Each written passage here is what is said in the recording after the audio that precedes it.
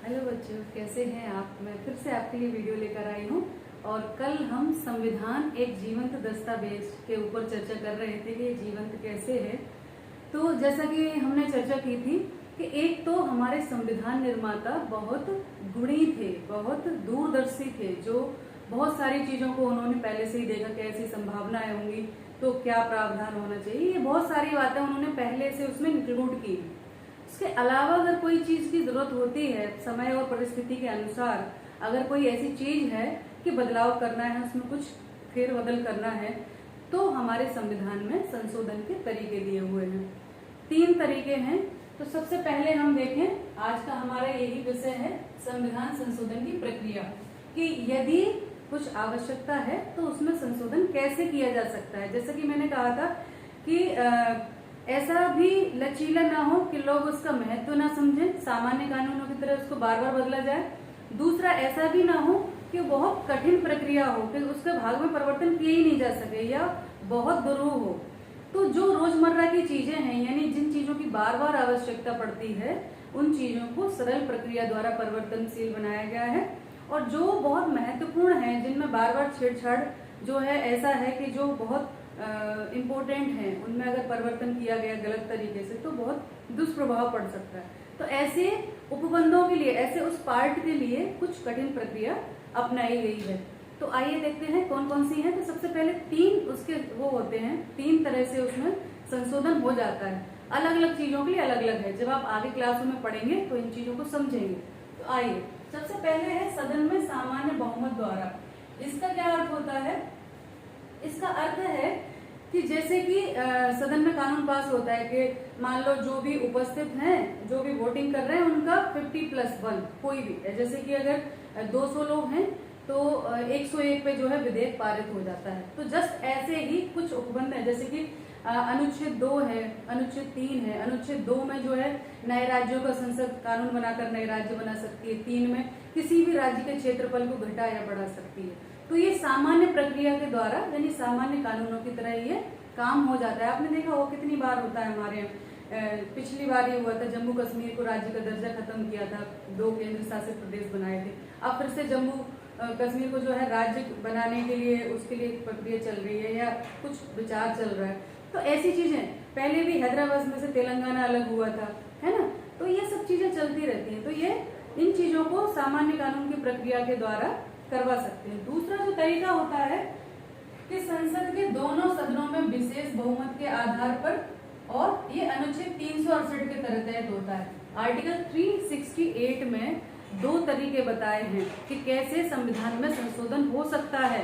तो वो 2 तरीके दिए हैं। पहला तो है कि संसद के दोनों सदनों में विशेष बहुमत के आधार पर, ठीक। दूसरा है विशेष बहुमत प्लस कुल राज्यों की आधी विधायिकाएं, ये भी 368 के तहत है। यानी 368 कहता है कि 2 तरह से संशोधन किया जा सकता है इंपॉर्टेंट चीजों में। एक तो सदन का विशेष बहुमत, दोनों सदनों का। दूसरा है विशेष बहुमत प्लस आधे राज्यों की विधायिकाएं। तो सबसे पहले ये देखें हम, ये वाला है ना। तो इसमें क्या है, विशेष बहुमत का क्या अर्थ होता है, विशेष बहुमत आखिर है क्या? तो विशेष बहुमत का अर्थ होता है कि सदन की कुल संख्या का 50% प्लस 2/3 का समर्थन।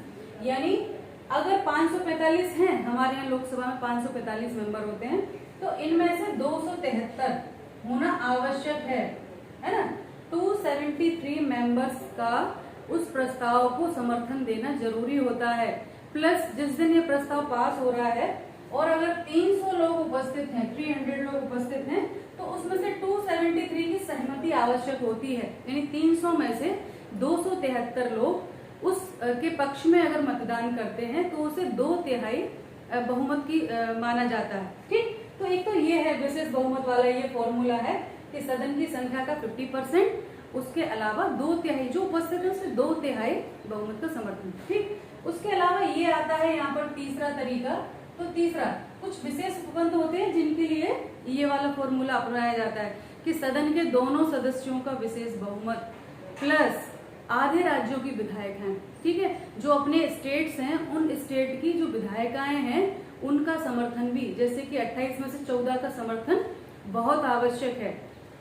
तो इस प्रकार से ये लागू होता है कि ये विशेष बहुमत भी लिया पहले हमने दोनों सदनों में, ये वाला, प्लस आधे राज्यों की विधायकों का भी समर्थन लिया, तब उस उपबंध में, उस पार्ट में संशोधन कर सकते हैं। तो ये 3 प्रक्रियाएं हैं जिनके माध्यम से संविधान में संशोधन किया जाता है और जिनके माध्यम से जो है समय समय पर हमारे संविधान में बहुत सारे संशोधन हुए हैं।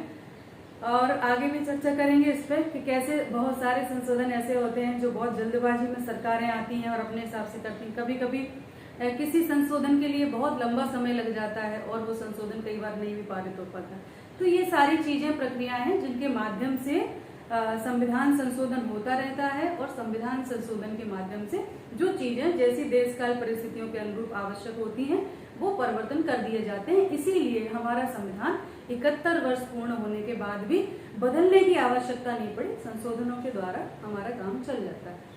तो ये संविधान संशोधन था। हमारे इस जीवंत क्यों कहते हैं? जीवंत इसलिए कहते हैं कि इनके अनुसार, यानी समय परिस्थिति के अनुसार वो निर्णय ले सके। जैसे एक लाइव व्यक्ति है, वो जा रहा है रोड पे, सामने से गाड़ी आ रही है, तो गाड़ी आ रही है तो वो ऐसा तो नहीं कि वो खड़ा रहेगा। अगर कोई पुतला है तो वो खड़ा रहेगा, लेकिन अगर वो जीवित है, कॉन्शियस माइंड है, तो वो क्या करेगा कि भाई हट जाएगा वहां से, है ना। तो ये सारी चीजें ऐसे ही संविधान के बारे में कि अगर कोई ऐसी बाधा आ रही है कि जिसको हटाए बिना या कुछ उपाय खोजे बिना समस्या है, तो उसमें समस्याओं के समाधान संशोधन के द्वारा खोजे जाते हैं। इसीलिए इसको जीवंत दस्तावेज कहा गया है, एक जीवित जो है व्यक्ति की तरह काम करता है। तो आज के वीडियो में इतना ही। नेक्स्ट हम फिर मिलेंगे और आप कमेंट के द्वारा बताएं कि आपको ये समझ में आ रहा है, क्योंकि ये बहुत इंपॉर्टेंट है। आप राजनीति विज्ञान के कक्षा 11वीं में प्रवेश करते हैं और ये सारी चीजें पढ़ रहे हैं, तो ये आपके दिमाग में बैठना बहुत जरूरी है। क्योंकि यदि आप राजनीति विज्ञान के विद्यार्थी हैं तो ये इम्पोर्टेंट चीजें हैं जो आपको समझना बहुत आवश्यक है। अगर ये प्रक्रिया आपको समझ में नहीं आए या कुछ समस्या है तो आप बता सकते हैं, कमेंट के द्वारा पूछ सकते हैं, मैं इसको दोबारा रिपीट कर सकती हूँ। तो ध्यान रखें, पढ़ाई करते रहें।